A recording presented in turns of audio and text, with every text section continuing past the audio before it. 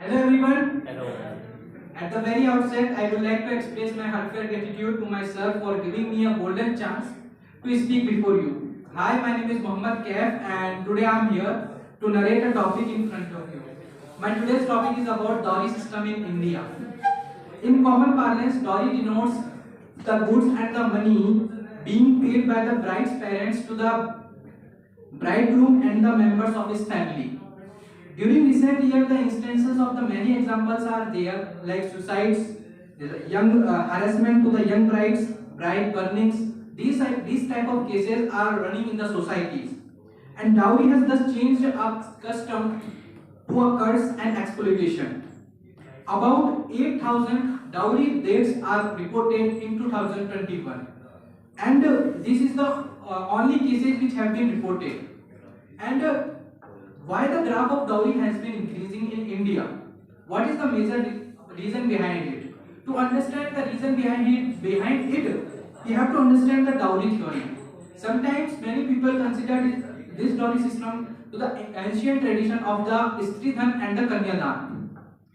But Kanyadan was given to the bride only as a gift to run his marriage life successfully. But nowadays dowry system has given to her in-laws, not the bride.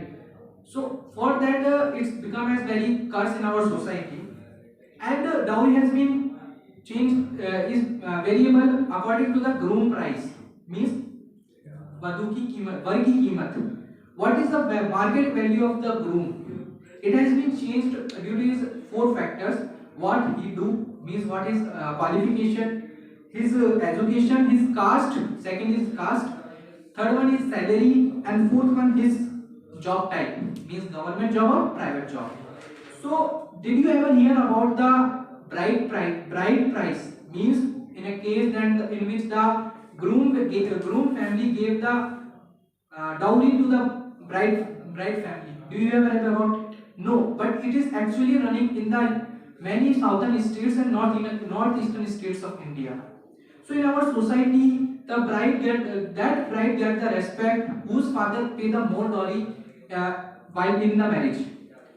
So the craze of the dowry has become the most heinous crime against the humanity, and many social reformers like Raja Ram Mohan Roy, Satya Rani have started many campaigns regarding this.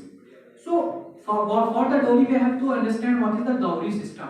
Indian sociologist M.N. Srivas gave the theory of Sanskritalization. What is the meaning of Sanskritalization? Sanskritalization is a process in which lower class of people try to copying the practice of upper class of people. Means Sudras are trying to copy the practice that are practiced by the Brahmans, for example. And it was considered that the dowry was the practice of higher class, and from that ancient time, the lower class started the practice of dowry to increase their status in the society. The second reason is about economic development. Economic development means the lower class and the higher class both are economically developed nowadays. You may have seen in the society also, like lower class people are also in the government sector also. So it also groom up the cases of the dowry, because they are able to pay the amount in the dowry, and they want to marry their girls in the higher class of society, which can't possible without dowry. Third one is about groom quality. Like recently the groom quality has been increased. Means the वर की कीमत बढ़ रही है, दूल्हे की कीमत बढ़ गई. Means after the 1950, the education investment has been increased. Means investment in the education has been increased, and mostly it done for the boys, and it increased their qualification in every field, which caused the rise of the dowry system. To overcome this problem, we have to educate the female. Means if the female will be educated, they will become equal like the boys.